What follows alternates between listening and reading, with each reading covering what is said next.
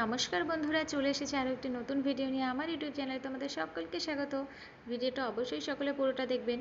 আজকে আমি বানাবো তালের বড়া। তার জন্য আমি প্রথমেই তাল নিয়ে নিয়েছি, এবার তালের খোসাটা ছাড়িয়ে নিচ্ছি। খোসা ছাড়ানো হয়ে গিয়েছে, এবার আমি তালটাকে মেখে নেব। তো দেখুন, এখানে তালটা মাখা হয়ে গিয়েছে, অনেকটা তালের কাদ বেরিয়েছে। এবার ওর মধ্যে একটা বাটি মেপে দেবো 1 বাটি চালের গুঁড়ি, সেই বাটিরই 1 বাটি দেবো ময়দা,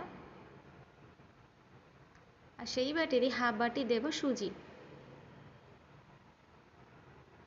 এবার দিয়ে দেবো এর মধ্যে আমি চিনি।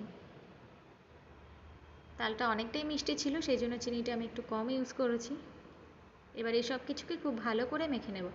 মাখার সময় খেয়াল রাখতে হবে তালের মধ্যে যেন একটুও দলা দলা না থাকে। মাখানো হয়ে গিয়েছে, আমি আধা ঘন্টা রেস্টে রাখবো। আধা ঘন্টা পর চলে এসেছি। এবার তালের ব্যাটারটাকে আরও সুন্দর করে মেখে নেব। এদিকে তেলটা গরম হয়ে গিয়েছে, এবার তেলের মধ্যে আমি আস্তে আস্তে বড়াগুলোকে দিয়ে দেবো।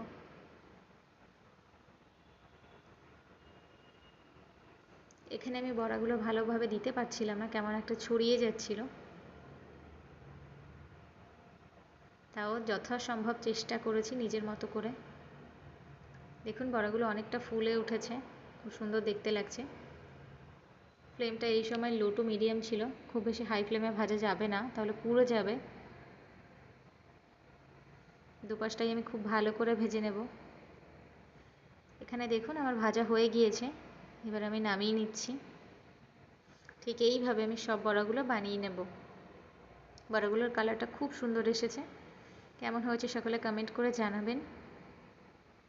আর ভিডিওটা পুরোটা দেখার জন্য থ্যাংক ইউ।